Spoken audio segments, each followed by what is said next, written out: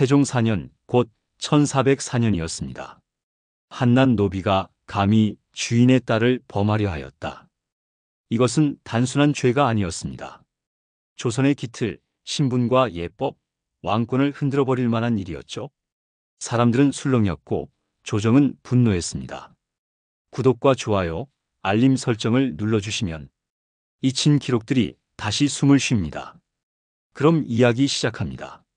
새로운 왕조가 뿌리내리던 경랑의 시대, 그날 조선은 처음으로 듣는 참담한 사건 앞에 떨고 있었습니다. 한양 조정은 술렁였고 사대부들은 얼굴이 굳어 있었습니다. 왕에게 올라온 보고는 짧았습니다. 노비가 주인의 딸을 겁탈하였사옵니다. 그 한 문장은 칼보다 더 차갑게 왕의 심장을 겨누고 있었습니다. 태종은 그 말 한마디에 충격을 받고 잠시 붓을 내려놓았습니다. 새 왕조의 근간, 곧 신분과 예법을 뒤흔드는 일이 일어난 것입니다. 그 순간 데뷔전 복도까지 긴장된 숨이 흐르고 어전 근처 병사들의 갑옷이 미세하게 떨렸습니다.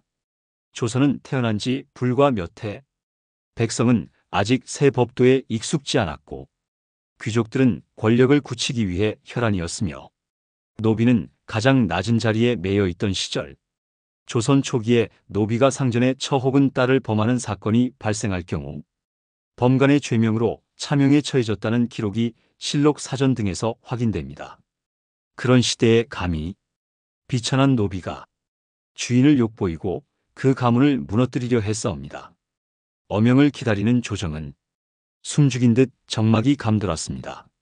감히 상전을 능멸하고 법을 어겼으니 죄를 면치 못하리라. 그 죄가 중대하여 나라의 기강을 흔들었으니 저놈들을 당장 능지처참하라. 태종의 목소리는 낮았으나 조선 팔도에 떨어진 천둥과도 같았습니다. 그 사건의 중심에는 겨우 16살 상복을 벗지 못한 한 소녀가 있었습니다. 한양의 추위보다 더 사무친 슬픔 속에 부모를 잃고 남은 동생 둘을 품고 버티던 아이.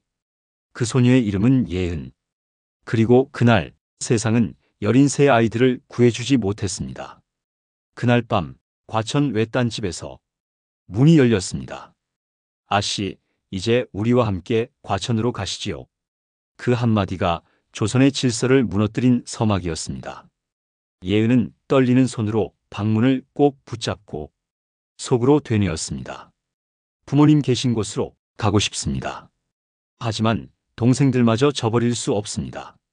주먹을 꽉 쥔 채 무너져 내리는 마음. 예은이 저항할 때 세상은 잠들어 있었습니다.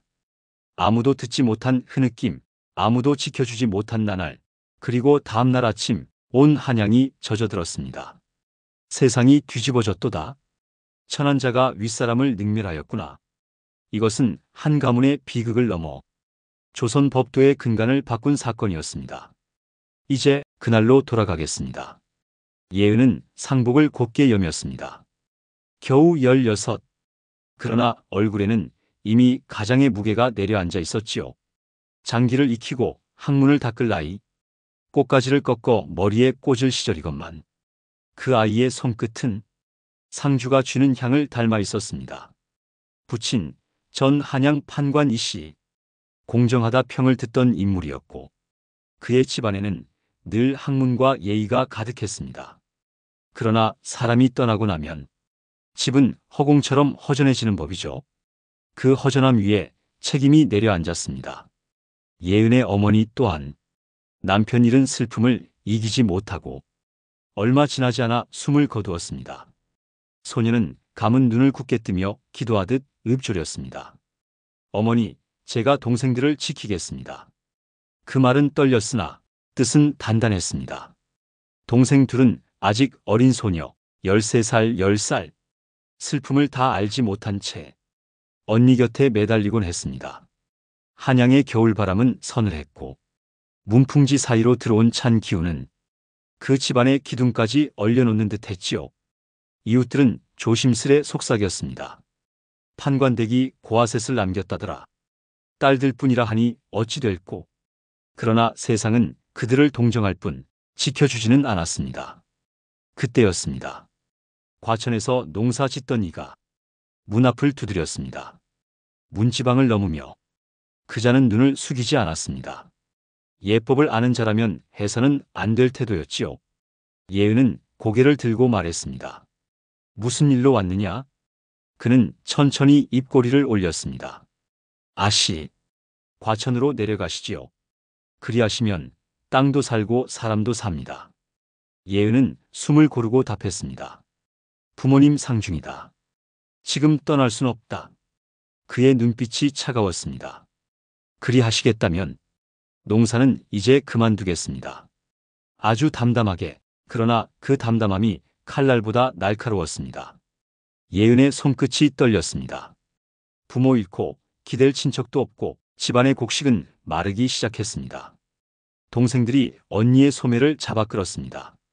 언니, 우리 굶지 않는 거지? 예은은 숨을 삼켰습니다. 부모님 무덤 앞에서 지키겠노라 했건만 동생들이 굶어 죽게 둘 수는 없다. 그 눈빛 속에서는 단 하나의 결의가 떠올랐습니다. 버텨야 한다. 살아야 한다. 예은은 고개를 끄덕였습니다. 과천으로 갈 터이니 상복이 벗겨질 때까지만 기다리시게. 그는 짧게 웃었습니다. 기다릴 마음이 없습니다. 지금 떠나시지요? 순간 예은의 가슴이 조여왔습니다. 그 웃음 속에는 복종을 요구하는 주인의 기세가 아니라 주인을 내려다보는 노비의 오만이 담겨 있었으니까요. 동네 노파가 속삭였습니다. 아씨, 세상이 뒤집힌 것 같구나. 예은은 작은 꾸러미를 쥐었습니다. 경계와 두려움, 그리고 생존을 선택한 슬픔의 꾸러미. 그 길에서 예은은 몰랐습니다. 자신이 발을 옮기는 그곳이 조선의 역사에 남을 비극의 문턱이라는 것을. 과천 땅은 한양보다 바람이 차가웠습니다. 들판은 고요했고 달빛 아래의 논두렁은 희미하게 빛났습니다. 예은과 두 동생은 마른 짚으로 지붕을 얹은 작은 집의 거처를 마련했습니다. 그곳은 사람의 발길이 뜸하고 밤이면 짐승 울음만 멀리서 들려오는 곳이었습니다. 삶을 지켜줄 이 없고 누가 울어도 모를 자리였습니다. 예은은 동생들에게 이불을 덮어주고 작은 등불 아래 꿇어앉았습니다. 아버지의 영정도 어머니의 따뜻한 손도 없었습니다. 남겨진 건 가장의 무게를 진 16소녀의 두 어깨뿐. 조금만 버티자. 상복이 벗겨지면 다시 한양으로 돌아가자. 그때까지 견뎌내야 한다. 그 결심은 조용하지만 굳었습니다. 그러나 세상은 소녀의 결심을 알아주지 않았습니다. 밤은 너무 조용했습니다. 마치 세상이 눈을 감은 듯한 적막이었습니다. 예은은 동생들의 이불을 여며주고 문이 잠긴지 다시 확인했습니다. 하지만 그때 나무문 틈에서 미세한 한기가 스며들었습니다. 바람이 아니었습니다. 바깥에서 낯선 발소리가 들려왔습니다. 천천히 바삭거리는 흙을 밟으며 다가오는 발걸음. 예은의 심장이 목까지 차올랐습니다. 손끝은 얼어붙고 숨은 목에 걸렸습니다. 바람은 더욱 매서워졌고 문 앞에서 누군가 걸음을 멈춰선 게 느껴졌습니다. 예은은 등불을 껐습니다. 가슴이 뛰었습니다. 동생들이 잠들어 있는 잠자리로 가까이 다가갔고 그 작은 어깨를 토닥였습니다. 괜찮다? 언니가 곁에 있다. 그러나 목소리는 떨렸습니다. 잠시 후 문고리가 덜컹덜컹 미세하게 흔들렸습니다. 예은의 손끝이 얼어붙었습니다. 숨마저 뜨거워지며 가슴께에 걸렸습니다. 그들은 문을 열었습니다. 거칠게 주인 없는 헛간을 들추듯이 등불 없이 들어온 그 그림자들. 예은은 한눈에 알아보았습니다. 낮에 문을 두드렸더니 그의 눈빛은 이미 군주의 눈을 닮아 있었습니다. 상태를 엿보는 자가 아니라 빼앗기 위해 온 자의 눈빛. 그는 말했습니다. 아씨, 이곳은 외진 곳입니다. 남의 눈을 걱정하실 필요가 없지요. 예은은 무릎을 굳게 꿇고 고개를 들었습니다. 그대들 감히 무슨. 말이 끝나기도 전에 거친 손이 예은의 어깨를 움켜잡았습니다. 그 힘은 잔혹할 만큼 단단했습니다.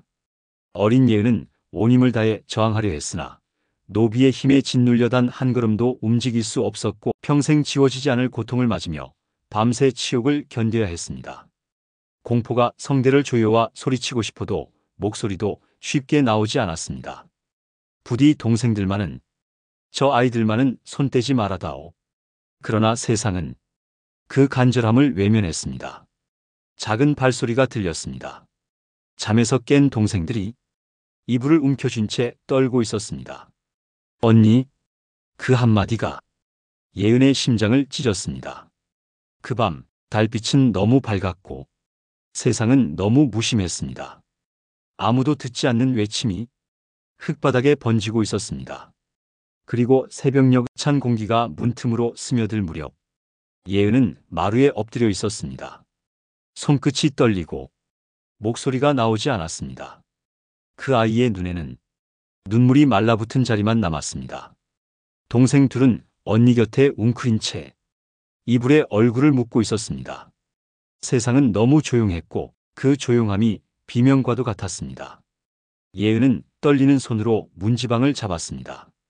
무릎이 흔들렸지만 예은은 일어섰습니다. 지켜내지 못했다면 바로 잡아야 한다.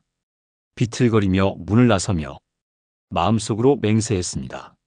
내가 끝이라 할지라도 이 세상에 이 불의를 남길 수 없다. 해가 떠오릅니다. 그 빛 속으로 예은은 걸어갔습니다.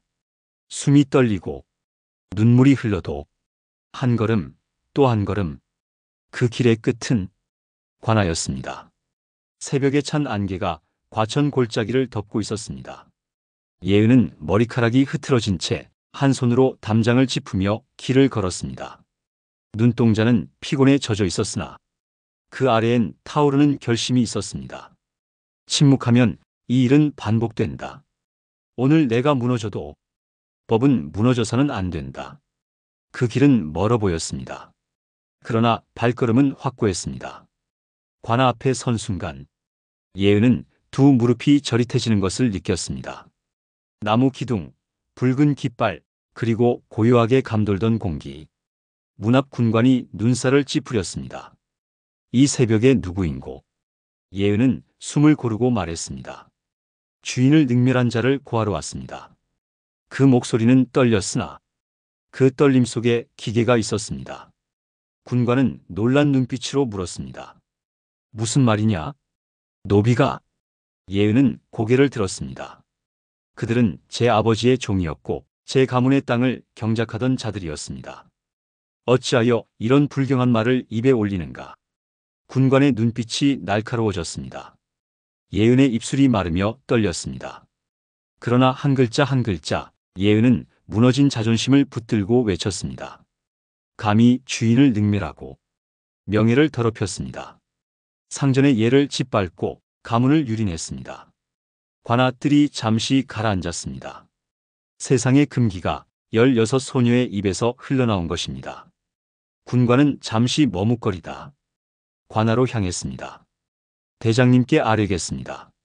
예은은 무릎을 꿇었습니다.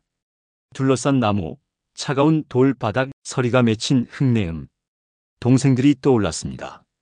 그 떨리던 작은 어깨, 눈망울에 비친 공포, 그리고 언니를 부르던 약한 목소리. 그 아이들을 다시 웃게 하리라. 관아 문이 열리며 포졸들이 나왔습니다. 수갑과 도끼를 든 채 예은이 고개를 들었습니다. 부디 진실을 밝혀주시옵소서. 포졸의 대답은 짧았습니다. 죄인을 잡아드리겠다. 말끝이 바람 속에 울렸고 그 바람은 산자락 너머로 빠르게 퍼져나갔습니다. 과천의 포졸들이 들이닥친 순간 세상은 또 한 번 조용해졌습니다. 노비들 그리고 그 패거리들은 질끈 묶인 채 끌려 나왔습니다. 실국제라 불리던 자 입술을 깨물며 외쳤습니다. 아씨가 거짓을 꾸민 것이오. 저희는 죄가 없소. 예은의 눈동자가 흔들렸습니다. 그러나 그 흔들림은 곧 굳어졌습니다. 거짓이 아니다. 목소리는 약했으나 믿음은 흔들림이 없었습니다. 포졸들은 그들을 발목에 줄을 묶어 끌고 갔습니다.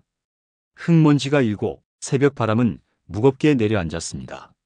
나라의 기강을 흔드는 일, 백성들의 피가 폴짝이는 시절, 이 사건은 이미 조정으로 향하고 있었습니다. 새벽빛이 밝아오자 예은은 눈을 감았습니다. 고요함 속에서 굳은 결심만이 남아 있었습니다. 이제 왕께서 들으실 차례다. 새벽의 햇살이 경복궁 기둥에 비칠 때 한양 관아의 보고가 급히 편전에 올랐습니다. 문서를 받은 내관의 손이 미세하게 떨렸습니다. 그가 문을 열어 고하자 조정은 순식간에 긴장으로 잠겼습니다. 주상전하께 중대 사안이 있어옵니다. 태종은 이미 붓을 든 채 국정을 다스리고 있었습니다. 왕좌 앞에는 방대한 정사와 국책이 펼쳐져 있었지요. 그러나 그 보고를 읽는 순간 그의 눈빛이 가늘고 깊어졌습니다. 노비가 주인의 딸을 능멸하고자 하였다. 그 단어는 바람처럼 흘러나왔으나 그 무게는 산을 무너뜨릴 만큼 무거웠습니다. 조정의 대신들도 숨을 삼켰습니다. 하급 관리가 조심스레 말했습니다. 전하, 그 노비와 그 패거리들이 상전을 무시하고 도리어 말을 잇기 전에 태종의 손이 천천히 들렸습니다. 그만. 잠시 침묵 후 그리고 무릎 꿇은 신하들의 숨결만이 들렸습니다. 태종은 천천히 일어나며 걸음을 옮겼습니다. 천자의 걸음은 무겁지 않았으나 그 아래 깔린 뜻은 지엄했습니다. 조선은 이제 막 세워졌느니라. 법과 기강이 서지 않으면 왕조의 뿌리가 썩는다. 그 목소리엔 분노가 아니라 냉혹한 결의가 담겨 있었습니다. 나라를 세운 왕의 목소리였습니다. 한 명의 비극을 넘어 질서 전체가 흔들리는 일, 대신들이 차례로 고개를 조아렸습니다. 전하, 엄벌이 마땅하옵니다. 태종은 잠시 침묵했습니다. 그러다 한 줄기 바람이 문틈으로 스며드는 순간 그는 결정을 내렸습니다. 능지처참이다. 그 한마디는 조선 법전의 한 줄보다 더 강한 선언이었습니다. 노비가 주인을 해하려 한 죄, 예를 무너뜨린 죄, 법과 나라를 업신여긴 죄. 왕의 결단은 칼이 아니라 기강이었습니다. 신하 한 명이 조심스레 아뢰었습니다. 전하, 그 소녀는 어떻게 하옵니까? 태종은 눈을 감았다 뜨며 대답했습니다. 그 아이는 이미 세상을 이겼다. 부디 그 뜻을 꺾지 말라. 그 말은 은은하게 내려앉았으나 한양의 하늘을 가르는 천둥이었습니다. 조정의 문이 열리고 내관과 군관들이 움직이기 시작했습니다. 역사에 기록 남을 명이 내려진 것입니다. 그리고 그 순간 예은은 관아 뜰에 앉아 조용히 하늘을 올려다보고 있었습니다. 그는 몰랐습니다. 그 결단이 이미 왕에게서 떨어졌다는 것을. 하지만 소녀의 마음은 알고 있었습니다. 누군가 들었다. 내 목소리가 닿았다. 그 순간 슬픔 속에 스며있던 희망이 아주 작게 빛났습니다. 슬픔이 가르친 희망. 고통 속에서도 꺼지지 않는 인간의 불씨. 바람이 지나갔고 그 바람 속에서 예은의 어깨가 아주 조금 펴졌습니다. 한양 경장에 아침 안개가 머물러 있었습니다. 조금씩 흩어지는 연무 속에서 사람들이 조용히 모여들었습니다. 누군가는 두려움에 고개를 숙였고 누군가는 분노와 경악을 숨기지 못했습니다. 노비가 상전을 능멸하였다 한다. 기강이 무너지면 나라도 무너진다. 속삭임이 퍼졌습니다. 그 속삭임은 바람처럼 얇게 흩어졌으나 한 사람의 운명을 무너뜨리고 한 나라의 질서를 붙들고 있었습니다. 예은은 사람들 틈에 서서 두 손을 단단히 모았습니다. 손끝이 하얗게 변할 만큼 굳게 쥐고 있었지요. 그 옆에 선 두 동생도 언니의 치마꼬리를 꼭 잡으며 고개를 숙이고 있었습니다. 세상은 잔인했습니다. 그러나 오늘만큼은 그 잔인함이 정의를 지탱하는 힘이었습니다. 포졸들이 죄인들을 끌어냈습니다. 쇠사슬에 묶인 실국제와 그 무리들. 그들의 얼굴에는 두려움과 억울함이 섞여 있었습니다. 실국제는 끝내 소리쳤습니다. 아씨가 거짓을? 그의 말은 채 마무리되지 못했습니다. 포졸이 명을 받들어 막아서고 관리가 앞으로 나섰습니다. 목소리는 단호했고 천천히 울렸습니다. 왕법을 거역하고 예를 짓밟고 주인을 능멸한 죄로 능지처참에 처한다. 그 말이 떨어지는 순간 사람들의 숨이 깊어졌습니다. 어떤 이는 눈을 감았고 어떤 이는 낯빛이 굳었습니다. 예은은 고개를 숙였습니다. 눈물이 메웠으나 입술을 굳게 다물었습니다. 이것이 끝이 아니다. 이것은 시작이다. 그녀는 속으로 되뇌었습니다. 사람이 법을 만들고 법이 세상을 지키는 것이어야 한다. 그 말은 소리 없었으나 그녀의 마음 한가운데에서 울렸습니다. 그리고 형이 집행되었습니다. 땅을 때리는 소리, 바람이 휘도는 소리, 사람들이 떨리는 숨을 삼키는 소리만이 시대의 무게를 말해주고 있었습니다. 죄인들의 마지막 외침은 허공으로 흩어졌고 조선의 기강은 다시 굳게 뿌리 내렸습니다. 예은은 느꼈습니다. 떨리던 가슴이 조금씩 가라앉고 기나긴 밤이 끝났음을. 동생들이 작은 목소리로 물었습니다. 언니 이제 괜찮아질까?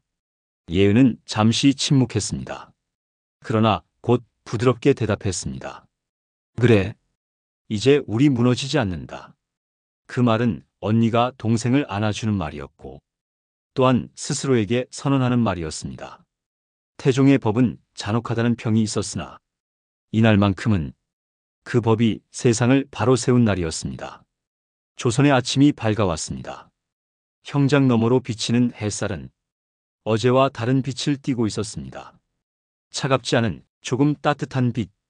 형장의 먼지가 사라질 무렵 예은은 천천히 고개를 들었습니다. 눈가에는 아직 눈물이 마르지 않았으나 그 얼굴에는 두려움이 아닌 결의가 남아 있었습니다. 조선의 새하늘 아래 예은은 비로소 숨을 크게 내쉬었습니다. 지난밤의 고통은 여전히 가슴을 짓눌렀으나 오늘의 해는 조금 따뜻했습니다. 동생들은 언니 곁에 꼭 붙어 서 있었습니다. 작은 손이 언니의 소매를 잡은 채 조심스레 물었습니다. 언니 정말 끝난 거지? 예은은 천천히 고개를 끄덕였습니다. 그래, 끝났다. 이제부터는 우리가 다시 사는 거다. 그 목소리는 낮았으나 단단한 희망이 깃들어 있었습니다. 사람들의 속삭임이 주변에서 들렸습니다. 참으로 기계 있는 아이로구나. 어린 나이에 저리 버티다니. 세상에 저런 일이 일어나다니. 조선은 이제 달라져야지. 이제 그들에게 쏟아지는 시선은 호기심이 아니라 경외와 연민이었습니다. 예은은 눈을 감고 깊게 숨을 들이켰습니다. 그 숨결 속에는 부모를 잃은 슬픔, 밤을 헤쳐나온 두려움, 그리고 자신이 지키려 했던 마지막 선의 무게가 함께 들어있었지요. 시간은 흘렀습니다. 계절이 바뀌고 매화가 피고 지는 사이 예은과 동생들은 다시 한양으로 돌아왔습니다. 집은 여전히 비어 있었습니다. 그러나 그곳에는 이제 절망이 아닌 의지가 머물렀습니다. 예은은 부모님 영정 앞에 다시 무릎을 꿇었습니다. 상복의 끈을 조심스레 풀며 속삭였습니다. 아버님, 어머님, 저희가 지켰습니다. 비록 약한 몸이었으나 가문의 이름을 더럽히지 않았습니다. 그 순간 눈물이 또 한 번 흐르려 했으나 예은은 이를 다물었습니다. 이제 울음은 슬픔이 아니라 기억의 길이 되어야 한다. 동생들은 조심스레 제사를 준비했습니다. 작은 손길로 향을 올리고 절을 올렸습니다. 세 자매는 다시 살아내기 시작했습니다. 삶은 여전히 거칠었고 세상은 여전히 냉정했습니다. 그러나 그들은 더 이상 바람에 쓰러지는 잡초가 아니었습니다. 스스로 뿌리내린 존재였습니다. 마을 사람들은 곧 알게 되었습니다. 비극으로 남은 이름이 아니라 불의에 굴하지 않은 소녀. 그렇게 예은의 이름은 확성되지 않았으나 조용히 단단히 사람들 입에 머물렀습니다. 그리고 먼 훗날 조정의 기록에는 이렇게 남았습니다. 어린 여식이 의롭고 굳세요. 가문을 일으키고 법을 지키다. 그 글귀는 지금도 빛바랜 종이 위에서 세상의 정의를 가만히 일깨우고 있습니다. 세월이 흐르면 비극도 시간이 씻어내는 듯 보이지만 진실은 언제나 그 자리에 남습니다. 그날 이후 조선은 조금 더 단단해졌습니다. 왕은 법을 밝히고 백성은 기강을 다시 새겼습니다. 그리고 조용히 살아간 세 자매. 그들은 화려한 벼슬도 기록 속 대단한 이름도 남기지 않았지만 역사에는 때로 소리 없는 발자국이 가장 멀리 퍼집니다. 예은은 다시 들에서 흙을 만졌습니다. 땅은 변함없이 씨앗을 품어주었고 하늘은 어느 계절이나 바람을 내려주었습니다. 예은은 삶을 꾸리고 동생들을 지켜내며 이름 없이도 빛나는 길을 걸었습니다. 슬픔은 사라지지 않았으나 그 슬픔 속에서 조선의 한 소녀는 무너지지 않았습니다. 말없이 흘린 눈물은 세상에 들리지 않았으나 마음속 깊은 곳에서 하늘과 땅이 기억했습니다. 그리고 지금 그 이야기를 듣는 우리도 그 소녀의 용기를 들었습니다. 역사는 왕과 장군만이 만드는 것이 아니었습니다. 때로는 이름 없는 이들의 울음과 용기, 흔들리는 손끝의 선택이 한 시대를 바로 세웠습니다. 만약 그날 16의 소녀가 침묵했다면 조선은 조금 더 무너졌을지도 모릅니다. 우리는 알고 있습니다. 작은 용기가 세상을 바꿀 수 있다는 것을요. 구독과 좋아요, 알림 설정을 눌러주시면 잊힌 기록 속 또 다른 목소리를 다시 꺼내겠습니다. 감사합니다.